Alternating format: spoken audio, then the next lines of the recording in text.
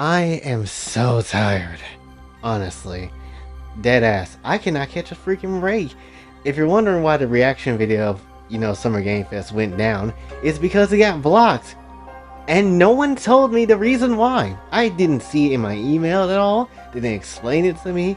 They just said, nah, restrict it just because. Even though literally everybody else's video is fine. Even they got, parts in it that they didn't have to cut out or anything. But that, it's whatever. Honestly, if I can't find a way to appeal it, and if there is no appealing it, I'm putting it on Patreon. I'm sorry. This shit is just exceedingly annoying. And it is what it is. I'm finally actually getting hit with some actual YouTube nonsense for the first time. Fudge me. But anyway, originally I wasn't gonna upload anything today, but when it comes down to things, I guess since that one to get taken down, I feel like I have to upload something. So instead of talking about that, let's talk about another thing that is slightly annoying. Kingdom Hearts' non-existence. Let's just get this out the way. I ain't gonna necessarily hold you at this point with Summer Game Fest not necessarily showing anything Kingdom Hearts related. I'm kind of now understanding like where I feel like Square Enix's stand is when it comes to, I guess, Kingdom Hearts, and maybe this is just me, but it feels like Kingdom Hearts is like the more so back burner of Square Enix's library than it is the front and center, right? Which is weird because at least in the West, a lot of people really give a shit and a lot of people want to see shit about it, right? A lot of people would possibly put that more in the forefront than Final Fantasy in some personal opinions, but the fact that we usually don't see anything from this game series really, and it'd be like sometime later until we see it, it's slightly annoying. Like I said, I do feel like we might see something of Kingdom Hearts this year. I do feel like we'll see something by D23 time. I do feel like it. That's a long ass time to wait, but it does make sense. This is 100th birthday, and if we don't see anything, holy shit, this is the worst damn year for Kingdom Hearts. I'm not gonna hold you. So, and then that honestly just says a lot about that first Kingdom Hearts 4 reveal trailer, honestly.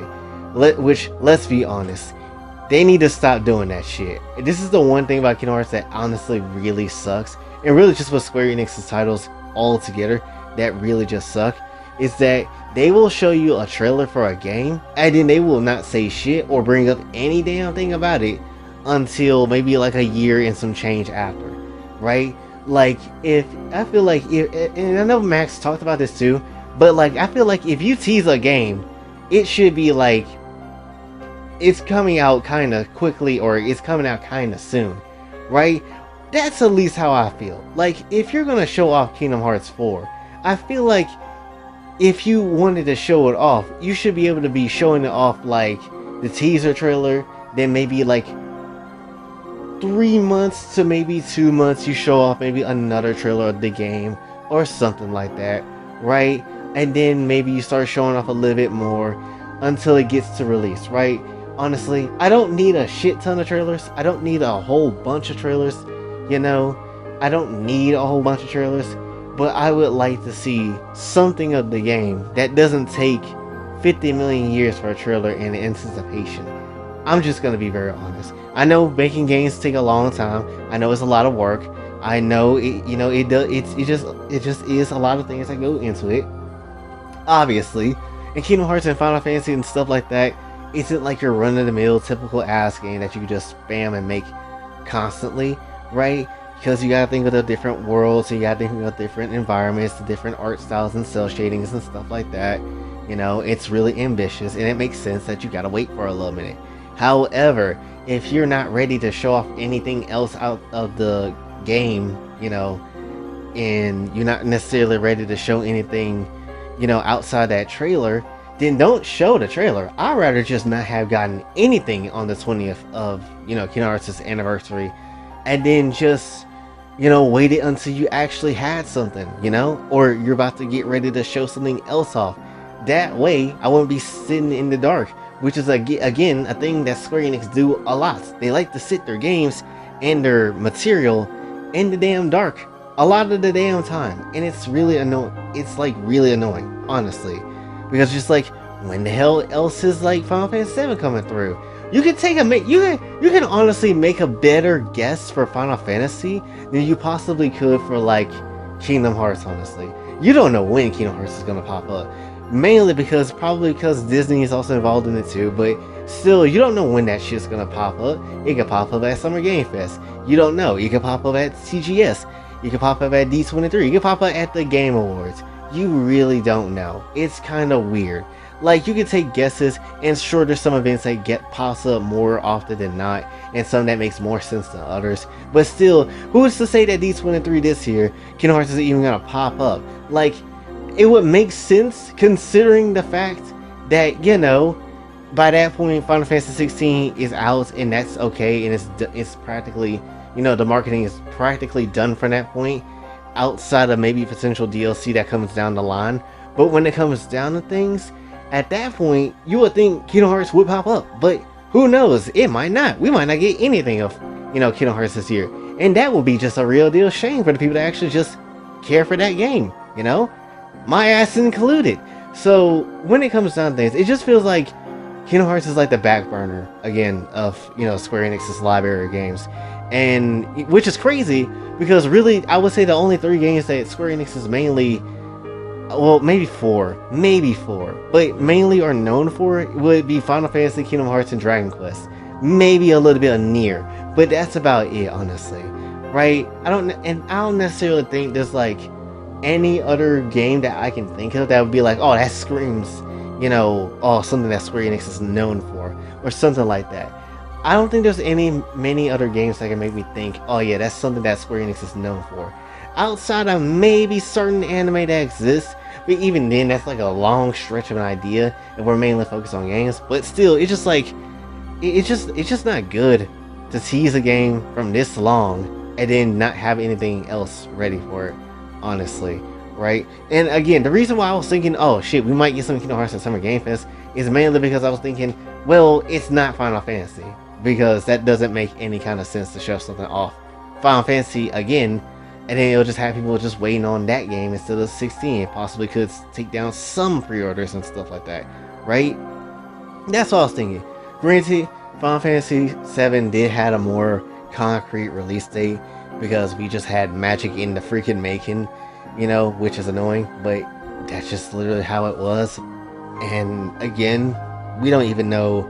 And the thing is about Kingdom Hearts, right, is that we don't know what this is, right? We still don't know what exactly is going to happen in 4, right? And even when it comes to like the trailers, and we know Square is bad with trailers and stuff like that, even if Square Enix were to show off a shit ton of Final Fantasy 7 trailers, if they're showing the main timeline of events of what's happening with Cloud and his crew and not Zack's timeline, then things will be perfectly fine, right? Because it's just a remastered edition of what you've seen before and played before years ago.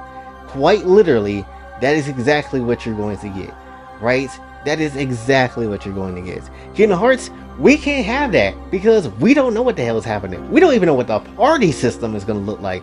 We don't even know if Donald and Goofy is going to be there. We don't know. Hell, is Strelitzia our team member? Please let Strelitzia be a team member. Actually, I was thinking about this shit. I was like, what if Strelitzia just pulls a Roxas on us? Literally, the start of the game, we play as Strelitzia. We don't know anything about this woman, and would be kind of cool because probably a lot of people don't know anything about Strelitzia because they didn't play the mobile games or watch it. And, you know, that would be like an interesting thing. And then maybe after that, Sora can come in, and that's how Axe explain how he came through and all that type of stuff.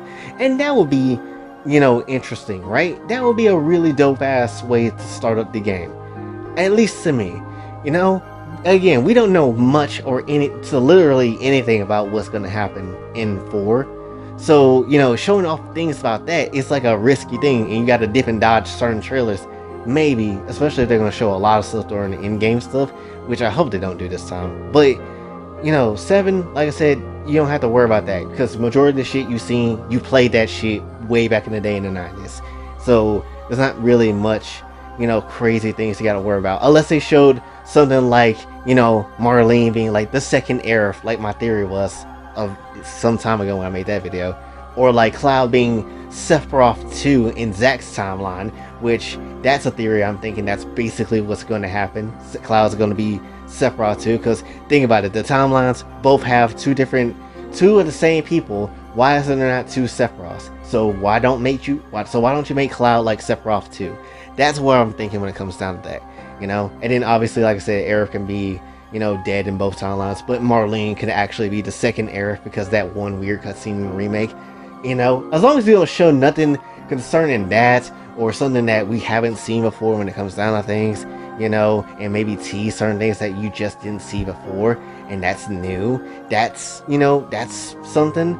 But like I said before, it just, again, for majority of Final Fantasy VII, you're gonna know what's gonna happen because it's gonna play the same damn route outside of Zack's timeline, and maybe towards certain points you'll see something different. But outside of that, you don't get that with Kingdom Hearts. You can't do that with Kingdom Hearts necessarily because we don't know what the hell is happening.